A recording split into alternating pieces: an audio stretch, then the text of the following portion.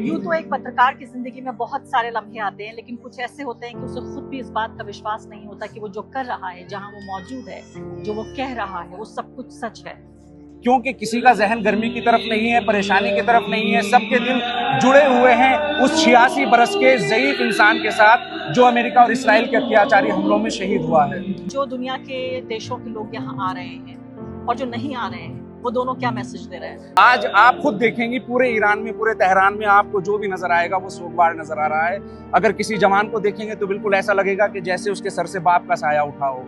बुजुर्गों को देखेंगे जैसे किसी ने अपना भाई खोया हो, दोस्त खोया हो। यानी हर इंसान का एक एहसास है, अपने आप को जुड़ा हुआ महसूस करता है शहीद अली खामनेई से। खामनेई साहब जिंदा रहते हुए शायद हमारे लिए उतने खतरनाक या उतने नुकसानदेह नहीं थे जितने अपनी शहादत के बाद हो गए हैं।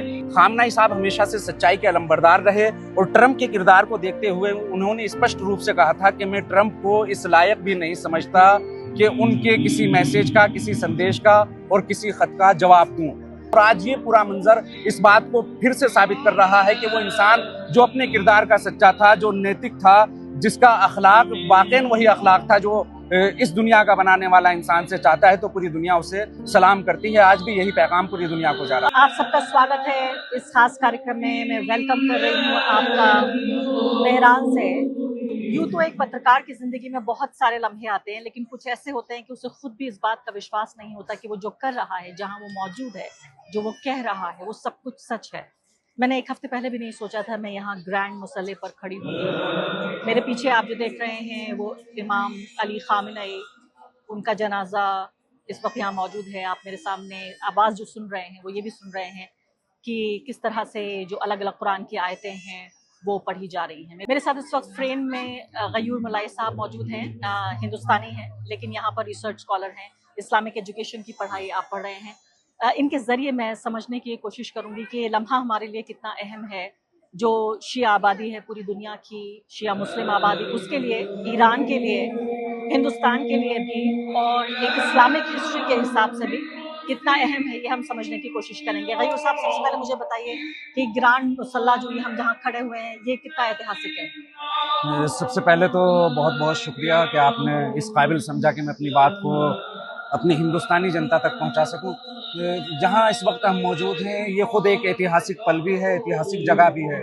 इस जगह को कहा जाता है मुसल्ला, मुसल्ला इमाम खुमैनी। यहाँ ईरान के तकरीबन कहा जाए अक्सर प्रोग्राम, चाहे बुक फेयर हो या कहा जाए सांस्कृतिक गतिविधियां हो, फरहंगी काम हो या राजनीतिक मंच भी हो, इस जगह से एक मैसेज पूरी दुनिया को हमेशा दिया जाता रहा है। फिर आज हम जिस मुनासिबत से यहाँ मौजूद हैं, जो समारोह ये आप देख रही हैं, इस वक्त पूरी दुनिया की निगाहें इस समारोह पर जमी हुई हैं। कारण ये भी है कि ये पल इतिहास का याद रखा जाने वाला पल है और वाकई इतिहास करवट ले रहा है। दुनिया की पूरी तारीख आहिस्ता आहिस्ता बदल रही है। कहीं ना कहीं देर सवेर पूरी दुनिया इस बात को मानेगी कि जो एक निज़ाम था, वर्ल्ड ऑर्डर था, वो कहीं ना कहीं बदल रहा है। और ये सब मुमकिन हुआ ईरान की वजह से, आयतुल्लाह सैयद अली खामनेई की वजह से, उनकी क़यादत की वजह से। जरूर जंग पे सवाल पूछूंगी और क्या मायने हैं इस जीत के, ये भी पूछूंगी आपसे। लेकिन हमें बताइए, ग्रैंड मुसल्ला मतलब अगर दिल्ली की जामा मस्जिद मान लेते हैं? तकरीबन वही जो मकाम दिल्ली की जामा मस्जिद को नई दिल्ली बल्कि पूरे हिंदुस्तान में हासिल है, वही मकाम यहाँ मुसल्ला को है। मुसल्ला इमाम खुमैनी नाम से पूरे ईरान में पहचाना जाता है। बल्कि एक बात और मैं कहूँ कि ईरान के बड़े बड़े शहरों में एक खास इमारत होती है जहाँ अक्सर नमाज जुमा होती है, उसे कहा जाता है मुसल्ला। मुसल्ला यानी खुद नमाज पढ़ने की जगह। जी हाँ। अब मुझे आप ये बताइए, नमाज पढ़ने की जगह, यहाँ पर इमाम अली खामनेई के पार्थिव शरीर को लेकर आना, उनके जनाजे को यहाँ लेकर आना और लोगों को ये मौका देना कि वो यहाँ आकर दुआ पढ़ सकें, उनके आखिरी, जिसे हिंदी में अंतिम दर्शन कहते हैं, ये आखिरी जो खराजी अकीदत है वो पेश कर सके, इसके पीछे क्या वजह है? देखिए, इसकी कई वजूहात हो सकती हैं। एक पहली सबसे वजह तो यही कि ईरान की आवाम, बल्कि दुनिया भर के न्यायप्रिय इंसान, दुनिया भर के आज़ादी पसंद इंसान आग़ाए खामनेई को, शहीद सैयद अली खामनेई को कितना पसंद करते थे, इस बात को पूरी दुनिया बहुत अच्छी तरीके से देख सकती है। कहीं ना कहीं पश्चिमी जगत ने जो एक नैरेटिव गढ़ने की कोशिश की थी कि ईरान की जनता खामनेई साहब के शासन से तंग है। और आज भी अगर हम देखते हैं गोदी मीडिया की बाज़ डिबेट में ये बात सुनने को मिलती है कि ईरान में इस जंग से पहले दंगे हो रहे थे, फसाद हो रहे थे, जगह जगह प्रदर्शन हो रहे थे। कहीं ना कहीं उन तमाम बातों को, उन तमाम नैरेटिव को ये प्रोग्राम सिरे से खत्म कर देता है कि अगर ऐसा होता, ईरान की आवाम खामनेई साहब को पसंद ना करती, तो करोड़ों की तादाद में मैं समझता हूँ टेम्परेचर 45 प्लस होगा। हम तो खुद उस कंडीशन में है, जज्बात में इस तरह ओत-प्रोत हैं कि हमें कुछ अंदाजा नहीं। मैं खुद अपनी बात करूं, क्या टेम्परेचर है, कितनी थकन है, आप कब से यहाँ हैं, कोई अंदाजा मेरी तरीके से तकरीबन करोड़ों लोग जो यहाँ लगातार कई दिन से आ रहे हैं, कोई नहीं बता सकता। आपसे पूछेंगे कि भाई टेम्परेचर क्या है, शायद ही कोई बता पाए कि टेम्परेचर इतना है। क्यों? क्योंकि किसी का जहन गर्मी की तरफ नहीं है, परेशानी की तरफ नहीं है, सबके दिल जुड़े हुए हैं उस 86 बरस के ज़ईफ इंसान के साथ जो अमेरिका और इसराइल के अत्याचारी हमलों में शहीद हुआ है। मैं अभी रेलवे स्टेशन से होके गुजर के आ रही हूँ और आप यकीन जानिए गयूर साहब, मैं ईरान पर काफ़ी लिखती रही हूँ, रिपोर्टिंग करती रही हूँ, कई बार आ चुकी हूँ। इस बार इत्तेफाक हुआ कि 15-16 साल बाद आना हुआ। मैंने ऐसा ईरान नहीं देखा। ये बहुत बदला हुआ ईरान है, ये जंग के बाद का ईरान है, ये जीता हुआ ईरान है। इसमें फिलहाल आप जो कह रहे थे कि दंगे हो रहे थे, हालांकि उसमें भी एक सच्चाई है कि एक तबका तो ऐसा है जो यहाँ नाराज है हुकूमत से, एक तबका ऐसा है जो आइडियोलॉजिकली अग्री नहीं करता। तो मैं इस बात को तो पूरी तरीके से मैं खारिज नहीं करना चाहती, लेकिन वापस आ जाते हैं इसी मौजू पर। वो ये है कि जो दुनिया के देशों के लोग यहाँ आ रहे हैं और जो नहीं आ रहे हैं, वो दोनों क्या मैसेज दे रहे हैं? देखिए, सबसे पहली बात तो मैं कहता चलूं, हर जगह दुनिया के आप किसी भी मुल्क में चले जाइए, मैं अगर एक मुसलमान होने की हैसियत से बात करूं, हमारे यहाँ पैगंबरों को, अइम्मा मासूमीन अलैहिमुस्सलाम को मासूम कहा जाता है। यानी वो अफराद, वो इंसान जिनसे किसी खता का भी तसव्वुर नहीं है।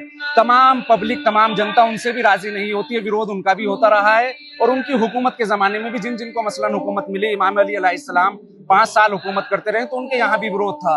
अगर ईरान में ये विरोधी तबका पाया भी जाता है, ये भी खुद ईरान की एक जीत है और दुनिया को मैसेज है, संदेश है कि ईरान में लोकतंत्र है, वो लोग भी हैं जो हुकूमत के मुखालिफ विचार रखते हैं। इससे कोई इनकार नहीं है कि हाँ, बहुत से लोग ऐसे हैं जो इस सिस्टम को शायद पसंद भी नहीं करते हैं, शायद खामनेई साहब को भी कहीं ना कहीं पसंद नहीं करते थे, लेकिन खामनेई साहब की शहादत ने इन तमाम फर्कों को फिर से दूर कर दिया है। आज आप खुद देखेंगे पूरे ईरान में, पूरे तेहरान में आपको जो भी नजर आएगा वो सोगवार नजर आ रहा है। अगर किसी जवान को देखेंगे तो बिल्कुल ऐसा लगेगा कि जैसे उसके सर से बाप का साया उठा हो। बुजुर्गों को देखेंगे जैसे किसी ने अपना भाई खोया हो, दोस्त खोया हो। यानी हर इंसान का एक एहसास है, अपने आप को जुड़ा हुआ महसूस करता है शहीद अली खामनेई से। रही बात दुनिया को संदेश की, देखिए मैंने बहुत स्पष्ट रूप से कहा, खामनेई साहब के लिए जो ये प्रोग्राम हो रहा है, दुनिया भर के अलग अलग मकातिब फिक्र के लोग, सिर्फ मुसलमान ही नहीं, शिया ही नहीं, बल्कि कहा जाए क्रिश्चियन लोग, खुद तेहरान में रहने वाले बड़ी तादाद में यहूदी लोग बाकायदा सड़कों पर निकले, जुलूस निकाले, आज़ादारी की, सोग मनाया खामनेई साहब का। और अलग अलग विचारधारा, अलग अलग राजनीतिक मतों को मानने वाले लोग आ रहे हैं, खामनेई साहब को खिराज अकीदत पेश कर रहे हैं। और खुद कहीं ना कहीं आलमी साम्राज्यवाद में ये तसव्वुर भी पाया जाता है कि खामनेई साहब जिंदा रहते हुए शायद हमारे लिए उतने खतरनाक या उतने नुकसानदेह नहीं थे जितने अपनी शहादत के बाद हो गए हैं। यानी कहा जाए कि साम्राज्यवाद मुखालिफ जितनी भी कुव्वतें हैं वो कहीं ना कहीं खामनेई साहब के बहाने एक प्लेटफॉर्म पर आ रही हैं। और आगे बढ़ने से पहले एक अदना सी गुजारिश कि आप मेंबर बनिए मेरे चैनल का आरफा खानम शेरवानी। अगर आप मेंबर बनते हैं, आपके समर्थन से आप मेरा हाथ मजबूत करेंगे, इतना मजबूत कि मैं सत्ता का कॉलर पकड़ के सवाल पूछ सकूंगी और जो हमारे समुदाय में हाशिए के जो तबके हैं उनकी आवाज़ उठा सकूंगी। आप यकीन जानिए, आपका एक छोटा सा सहयोग मेरे लिए इतना बड़ा होगा जिसके लिए आप अंदाज़ा भी नहीं लगा सकते। बहुत बड़ी बात आप कह रहे हैं कि शायद वो जिंदा होते तो इतनी अहमियत नहीं होती जितना एक जनाजे की अहमियत है। कैसे समझें इस बात को और कैसे समझाएं इस बात को? इस बात को सिर्फ आप यही समझ सकते हैं, देखिए इस्लाम ने, या बल्कि मैं कहूँगा तमाम मकातिब फिक्र, इस्लाम से हटके भी शहादत का कॉन्सेप्ट तकरीबन सभी के यहाँ पाया जाता है। कोई बलिदान कह देता है, कोई कुछ और कह देता है, लेकिन जो तसव्वुर इस्लाम ने शहादत का दिया है, यानी इस जिंदगी के बाद भी एक जिंदगी है। अगर इंसान इसी जिंदगी को इस तरीके से गुजारे, यानी कहा जाए अपने क्रिएटर के हिसाब से गुजारे, अपने धर्म के हिसाब से गुजारे, जो वाकई धर्म है, जो धर्म की सीख है, अगर उसके हिसाब से गुजारे तो इंसान जाहिरी दुनिया से जाने के बाद भी, इस जिंदगी से हाथ धोने के बाद भी, जिसे हम कहते हैं, वो फिर भी लोगों के दिलों में जिंदा रह सकता है और कहीं ना कहीं अपनी जिंदगी से ज्यादा अपनी शहादत के बाद असरअंदाज हो सकता है। और इसकी बहुत सी मिसालें तारीख में मिलती हैं। अब मैं आपसे ये जानना चाहती हूँ कि जंग से पहले का ईरान और जंग के बाद का ईरान, उसकी जो ग्लोबल पोजीशनिंग है, और खासकर आप देखिए अजीब भी लग रहा है कि इतनी पाक जगह पर यहाँ खड़े होकर हम यहाँ पर जंग की बातें कर रहे हैं, हम यहाँ अमन की बात नहीं कर रहे हैं, लेकिन अमन के लिए भी कभी कभी जंग जरूरी होता है और शायद इसीलिए जंग लड़ी गई कि अमन हो। तो मुझे बताइए कि ईरान की जो ग्लोबल पोजीशनिंग है हमारे पीछे, हम जहाँ बात कर रहे हैं, जनाजा रखा हुआ है हमारे पीछे, और इस जनाजे यानी एक 80+ साल के 84 साल के खामनेई साहब, उनकी हत्या कर दी गई, उसके बाद 4 महीने तक उनका जनाजा रखा रहा। अब उस जनाजे के पीछे खड़े होकर यहाँ हम वर्ल्ड पॉलिटिक्स डिस्कस कर रहे हैं, इस लम्हे को कैसे डिफाइन करेंगे? देखिए, इस लम्हे को अगर बहुत आसानी से डीपली भी ना जाएं, हम सिर्फ ये कह सकते हैं कि खामनेई साहब ने हमेशा से सच्चाई का अलम उठाया था और इस सच्चाई के अलम को उठाते हुए किसी भी कुर्बानी को देने से खामनेई साहब कभी पीछे नहीं हटे। और एक जुमला, अगर बल्कि मैं थोड़ा सा और पीछे जाऊं, आपको याद होगा अच्छी तरीके से जापान के प्रधानमंत्री हुआ करते थे मरहूम शिंजो आबे, जो जाहिरन अब इस दुनिया में नहीं भी रहे। ट्रंप ने अपने पहले कार्यकाल में उनके हाथों आगा खामनाई को एक खत भेजा था। खामनाई साहब हमेशा से सच्चाई के अलंबरदार रहे और ट्रंप के किरदार को देखते हुए उन्होंने स्पष्ट रूप से कहा था कि मैं ट्रंप को इस लायक भी नहीं समझता कि उनके किसी मैसेज का, किसी संदेश का और किसी खत का जवाब दूं।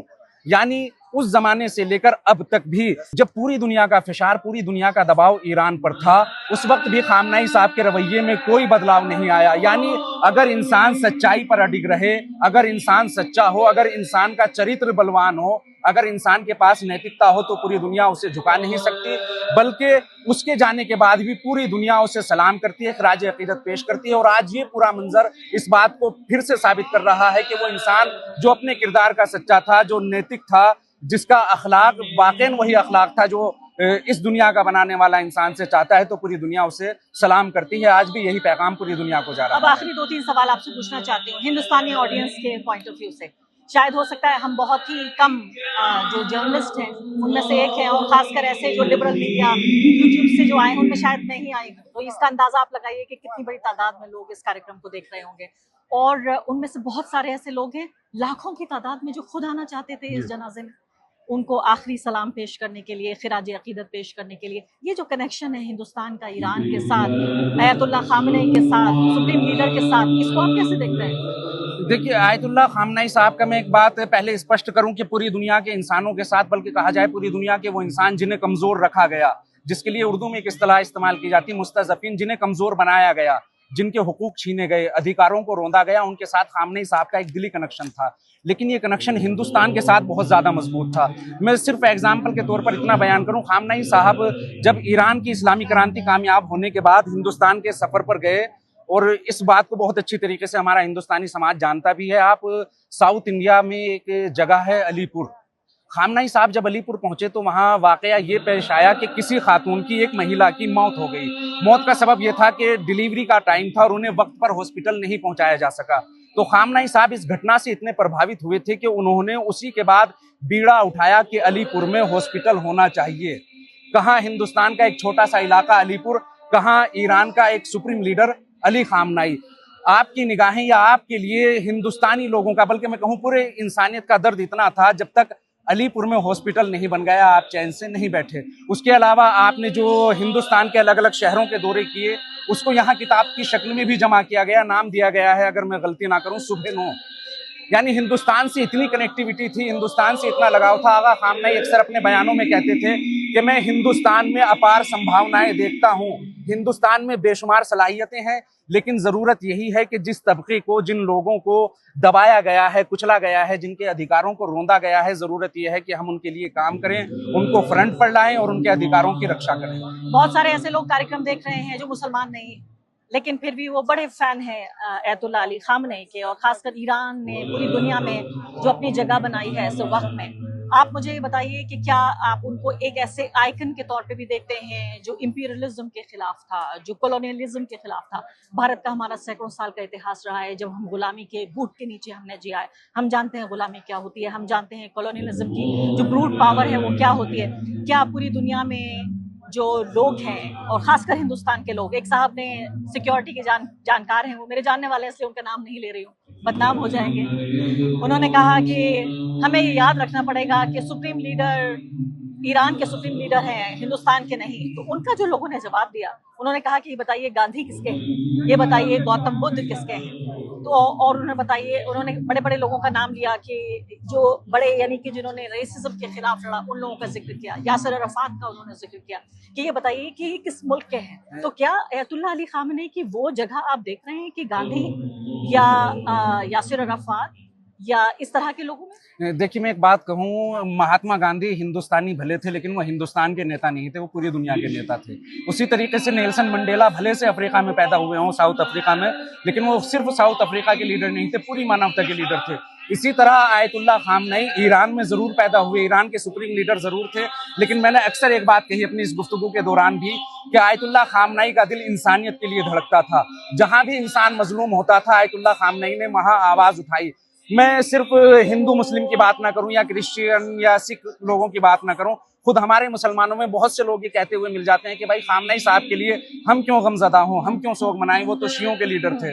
ऐसे लोगों से मैं सिर्फ एक सवाल करना चाहता हूं कि अगर खामनई साहब सिर्फ शियों के लीडर थे तो गजा में तो शिया नहीं है, फिलिस्तीन में तो शिया नहीं है, लेकिन फिलिस्तीन के लिए जितनी आवाज़ ईरान ने उठाई और खुद खामनई साहब ने उठाई, पूरी दुनिया में किसी ने इतनी आवाज़ नहीं उठाई। बल्कि अगर मैं लफ्ज़ों को बदल कर कह दूं तो ये कहना ज्यादती नहीं होगी कि खामनई साहब की जो शहादत हुई है या ईरान के जो इतने कीमती नगीने, कहा जाए पूरी क्रीम एक बार की खत्म हो चुकी है, 12 रोजा जंग हो या इधर 40 दिन की मुसलसल जंग हो, जितनी शहादतें फिलिस्तीन के लिए ईरान ने दी है, खुद फिलिस्तीनियों के अलावा किसी ने नहीं दी है। बहुत बड़ी बात कह रहे हैं। अगर एतराज करने वाला ये कहे कि खामनई साहब शिया थे, तो बताइए फिलिस्तीन में तो शिया नहीं है। अब सिक्योरिटी का सिनेरियो मुझे बताइए कि खुद मुश्तबा खामनई ये नहीं आ पाए, इससे ज्यादा बदकिस्मती और क्या होती? कई बार कही जा रही है कि क्या वो इस फिजिकल स्टेट में नहीं है, क्या ये सिर्फ सिक्योरिटी की ही बात है? क्योंकि देखिए, मेरे जैसे अदना से पत्रकार तमाम खतरा उठा के यहाँ आ गए, क्योंकि कुछ भी हो सकता है भीड़ में। तो सिर्फ सिक्योरिटी की बात है या आपको लगता है कि उनकी सेहत से जुड़ी कोई ऐसी बात है जो अच्छा नहीं समझती ईरान की सरकार के बताया जाए? देखिए, सेहत से जुड़ी बात के बारे में तो मैं ये कहता चलूं, सेहत को लेकर पश्चिमी मीडिया ने अक्सर नैरेटिव फैलाया, लेकिन पश्चिमी मीडिया के मुकाबिल में एक धड़ा और है जिसने हमेशा जो बातें की हैं वो सच्ची साबित हुई हैं और सच्ची बातें उन्होंने की। पश्चिमी मीडिया ने जहां आकर ये तासुर देने की कोशिश की कि मुश्तबा खामनई साहब सही सालिम नहीं है या कहा जाए इंजर्ड हैं, इतने इंजर्ड हैं कि पब्लिक के सामने नहीं आ सकते, ये बातें सरासर अफवाह हैं। बैत रहबरी यानी आयतुल्ला खामनई के घर से जुड़े हुए लोगों ने या वली फ़कीह सुप्रीम लीडर के घर से जुड़े हुए लोगों ने, सिक्योरिटी से जुड़े हुए लोगों ने बारहा कहा है कि आगा मुश्तबा खामनई पूरी तरीके से स्वस्थ हैं और पूरे हालात पर नजर भी बनाए हुए हैं, सब कुछ उनकी मर्जी से हो रहा है। हाँ, मसला रह जाता है सिक्योरिटी का। सिक्योरिटी के मसले को लेकर अगर इंसान मोहतात भी होता है तो मैं समझता हूँ इसमें कोई गलत बात नहीं है। जब आपका दुश्मन खासकर ऐसा बदबख्त इंसान हो या ऐसा मुल्क हो जिसके लिए इंसानियत का लफ्ज इस्तेमाल करना भी मैं समझता हूँ इंसानियत की तौहीन है। एक ऐसा मुल्क जहाँ 70-70 हजार लोगों को ऐसे ही कत्ल कर दिया गया, 20,000 बच्चों को टारगेट कर करके मार दिया गया हो, जब सामने ऐसा दुश्मन हो तो उससे किसी भी बात को बईद नहीं समझा जा सकता, वो कुछ भी हरकत कर सकता है। तो अगर सिक्योरिटी की वजह से एक इंसान मोहतात हो रहा है तो इसमें कोई बुराई नहीं है, गलत नहीं। बिल्कुल आखिरी बात, अब ईरान के लिए अगला क्या? ईरान देखिए, जैसे खामनई साहब के जमाने में था, मैं पलट कर ये कहूंगा कि आज या आज के बाद उससे भी मजबूत हालत में आगे बढ़ता रहेगा इंशाअल्लाह और कामयाबी की तरफ ये कदम तेजी से बढ़ते रहेंगे। बहुत बहुत शुक्रिया जनाब आपका हमसे बातचीत करने के लिए। इस ऐतिहासिक जगह पर मेरे लिए रोंगटे खड़े हो रहे हैं कि मैं कैसे बयान करूं कि मैं कहाँ खड़ी हुई हूं, और सिर्फ इतना गर्व के साथ ये जरूर कह सकती हूँ कि मैं एक ऐसी धरती पे खड़ी हूँ, एक ऐसे मुल्क की धरती पे खड़ी हूँ जो एक जीता हुआ देश है। दुनिया की सबसे बड़ी सुपर पावर को हराकर ईरान ने दुनिया के नक्शे पर वो नाम कमाया है जो शायद मेरे जैसे लोगों की जिंदगी में शायद ऐसा कोई लम्हा दोबारा नहीं है, पहले नहीं आया, दोबारा आएगा नहीं, हम नहीं जानते। बहुत बहुत शुक्रिया आप लोगों का।